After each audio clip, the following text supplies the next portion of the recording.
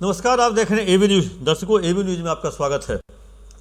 कहें जो एनडीए में सब कुछ सही नहीं चल रहा है, जो दिख रही है वो वहाँ पे जो हम लोग देख पा रहे हैं वैसा वहाँ अंदर में है नहीं, क्योंकि हर कोई एक दूसरे को खींच रहा है, हर कोई एक दूसरे के पीछे लगा हुआ है।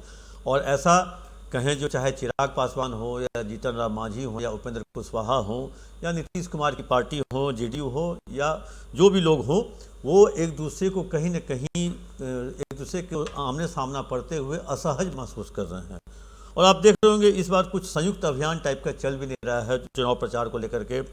और चिराग पासवान इस बार दिल्ली से पटना आए ही नहीं हैं, एक दिन केवल आए थे, गोविंदगंज राजू तिवारी के नॉमिनेशन में गए थे और वो दिल्ली कैब कर गए हैं। वो न अपने पार्टी के ही प्रचार में जा रहे हैं न एनडीए के प्रचार में। अब ये तो या तो नाराज़गी है या कहें जो व्यस्तता कहें या कहें जो सबक सिखाने के लिए, जो मैं न जीतूंगा न तुम्हें जीतने दूंगा।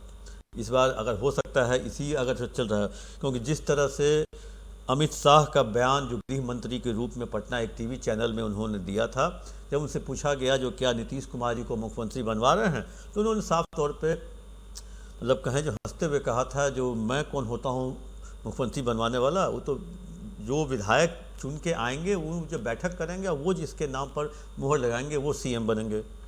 इस बात को ये 16 तारीख को ये कहते हैं। उसके बाद ठीक लगा जो वो इतने तेज़ी से सोशल मीडिया पे वायरल हुआ गृह मंत्री का वो बयान, जो अंतिम में केसी त्यागी भी कूद गए। केसी त्यागी ने भी कहा, जो 20 वर्षों तक उन्होंने कहा जो भाई बिहार का विकास नीतीश कुमार ने किया तो उनके अलावा और कोई हो ही नहीं सकता। केसी त्यागी के कूदने के बाद ये रात की बात है और 16 तारीख की रात की बात है और 17 को अहले सुबह अमित शाह पहुंच जाते हैं एक अन्य मार्ग नीतीश कुमार से मिलने। वहाँ उनकी मुलाकात होती है, साथ में संजय झा भी खड़े हुए दिखते हैं और कहें जो एक तरह से अचानक से वहाँ मिलने जाते हैं बिना बीजेपी के बिहार के बड़े नेताओं के साथ। 17 तारीख को वो डैमेज कंट्रोल का प्रयास किया जाता है। डैमेज कंट्रोल हुआ कि नहीं हुआ ये तो अब चुनाव के बाद चलेगा पता। फिर 17 को 18 को यही नहीं, 18 को चिराग पासवान गृह मंत्री अमित शाह के बयान पर हामी भरते हैं, कहते हैं बात तो सही कही उन्होंने, विधायक चुनते हैं विधायक दल का नेता तब वो मुख्यमंत्री बनते हैं। तो इस बयान के बाद ये साफ लगा जो कहीं न कहीं नाराज़गी चिराग पासवान की नीतीश कुमार से है, जो जुमा पे आ गई। उसके एक दिन के बाद जीतन राम मांझी केंद्रीय मंत्री, भाई नाराज़ तो भी हैं, वो मांग रहे 10-12 सीट, मिला 6 सीट। उन्होंने भी कह दिया जो चेहरा सामने रख कर चुनाव लड़ा जाता तो उसका ज़्यादा फायदा होता। मतलब वो भी डिमांड कर रहे थे जो आप चेहरे की घोषणा कर दीजिए। उसके बाद उपेंद्र कुशवाहा पहले ही से नाराज़ थे, क्योंकि उनकी एक सीट पर एलजेपी ने अपने कहें जो कैंडिडेट खड़ा कर दिया था। आखिर वो मानने के लिए काफ़ी कहें जो बार्गेनिंग हुआ। फिर चिराग की नाराज़गी, चिराग की पार्टी को 29 सीट मिली। 29 में से 7 से 9 सीट ऐसे जगहों की उन्होंने ले ली जो जेडीयू की परंपरागत सीट थी।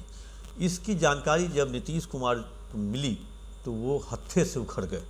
वो अपने पार्टी के बड़े बड़े नेताओं को ही बुरा भला कहा। उन्होंने एक तरह से कहें कि नाराज़गी इतनी आ गई, जो लोग कहते हैं जो 1-2 नेता को उन्होंने सीएम हाउस से निकाल दिया, कहा जाइए आप यहाँ से। आपने जेडीयू की परंपरागत सीट को ही जब आप लोग गिरवी रख दिए, बांट दिए, तो वैसी सीटों पर तब ऐसे चुनाव से क्या फ़ायदा। तब नीतीश कुमार 48 घंटे तक एक साथ बैठकर नेताओं के साथ वो सीटें सारे वापस लिए। एलजेपीआर के जो दी गई सीटें थी वो वापस ली गई और उन सीटों पे जेडीयू के कैंडिडेट को सिंबल दिया गया और उनके नाम की घोषणा की। इससे शायद चिराग नाराज, इसीलिए चिराग पासवान ने गृह मंत्री अमित शाह की बात पर कहें जो हामी भर दी। इतना ही नहीं, पिछले 2 दिनों में 2 ऐसी सीट पर जहां एलजेपीआर के कैंडिडेट का नॉमिनेशन कहें जो एक तरह से रद्द किया गया है, एलजेपीआर के ही 2 कैंडिडेट हैं, तो कहीं ये भी सारा उसी के मतलब उसी के परिधि में तो नहीं आ रहा है, क्योंकि मात्र एलजेपीआर का ही नॉमिनेशन रद्द किया जा रहा है। 2 ऐसी सीटें हैं तो 29 से 27 पर तो खुद अपने आप आ गए। अब नीतीश कुमार के चुनाव में जाने से पहले ये चर्चा आम थी जो इस बार नीतीश कुमार के चेहरे को बीजेपी आगे लाएगी और चुनाव के बाद चेहरा बदल देगी। जिस तरह से 2023 में मध्य प्रदेश में शिवराज सिंह चौहान को आगे करके बीजेपी ने चुनाव लड़ा और चौहान को हटाने के बाद वहाँ मोहन यादव को मुख्यमंत्री बना दिया गया। 2024 में कहें जो एकनाथ शिंदे को लेकर के महाराष्ट्र में चुनाव लड़ा गया, एकनाथ शिंदे के चेहरे पे चुनाव लड़ा गया और चुनाव के बाद देवेंद्र फडणवीस वहाँ के सीएम बन गए। कहीं इस बार भी बिहार में नीतीश कुमार के चेहरे को आगे करके एनडीए चुनाव लड़ेगी और हो सकता है चुनाव के बाद एनडीए कोई नया रूप में या नए रूप में किसी नए नेता को खड़ा कर दे। और ऐसे में जो इसका बीजेपी कहें जो इसका एक कहें जो एग्जाम्पल भी दे रही है।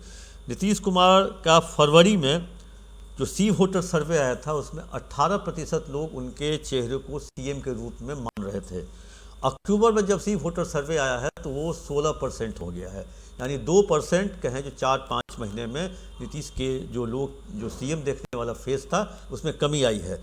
तो वैसी स्थिति में ये कहा जा रहा है जो नीतीश कुमार एक चक्रव्यूह में फंस गए हैं। जो महाभारत का अर्जुन जो कहें अभिमन्यु जो चक्रव्यूह में फंसा था, आखिर घुस तो गया, निकल नहीं पाया। लेकिन नीतीश कुमार इस जो कहें जो ये 5 पांडवों की जो सेना है उसकी जो कहें जो उसमें चक्रव्यूह या दलदल में कहीं फंसते तो नहीं जा रहे हैं या इनको फंसाने की चेष्टा तो नहीं हो रही है, क्योंकि इस बार का चुनाव बहुत क्लोज फाइट है। इस बार का चुनाव 2005 का फरवरी वाला तो कहीं चुनाव न हो जाए, जो हंग असेंबली हो जाए, क्योंकि इस बार का फाइट बहुत क्लोज है। कोई भी कहें जो अगर कहें जो कोई बहुत बड़े मार्जिन से यहाँ जीतने नहीं जा रहा है इस बार का चुनाव। कहें आधे से अधिक कैंडिडेट 1000 के आसपास से ही मार्जिन में जीतेंगे, क्योंकि तीसरी पार्टी जनसुराज जो है उसने भी अच्छे कैंडिडेट जीतने वाले तो नहीं लेकिन हारने वाले और हराने वाले कैंडिडेट जरूर दिए हैं। जनसुराज जो इतने कैंडिडेट खड़ा किए हैं उसमें कम से कम 40-50 कैंडिडेट ऐसे हैं वो हरा जरूर सकते हैं एनडीए को और इंडी गठबंधन को। तो वैसी स्थिति में ये बहुत क्लोज फाइट वाला चुनाव होने जा रहा है और हंग असेंबली की ओर दिखता है। लेकिन अभी हम बात हंग असेंबली की नहीं कर रहे थे, अभी हम बात कर रहे थे चक्रव्यूह में एक तरह से फंस चुके हैं नीतीश कुमार और इस बार का चुनाव हो सकता है इनके भरोसे पर ना उतरे। इनके साथ हो सकता है इनका भरोसा कहीं टूट न जाए अपने एनडीए के लोगों पर। हो सकता है जो नीतीश कुमार फिर कहीं चुनाव के बाद राजगीर न जाएं और राजगीर जब जाते हैं तो ये पाला बदलते हैं, कहीं इस बार फिर राजगीर न जाएं और चुनाव के बाद फिर ये हो सकता है जो अपना कुछ नया गेम करे। देखते हैं चुनाव के बाद क्या होता है। चिराग अपने रणनीति में सफल होते हैं कि नहीं होते हैं, बीजेपी भी सफल होती है कि नहीं होती है, ये सब चुनाव के बाद। तब तक के लिए दीजिए इजाज़त। आप अपना कमेंट बॉक्स में जाकर जरूर दें।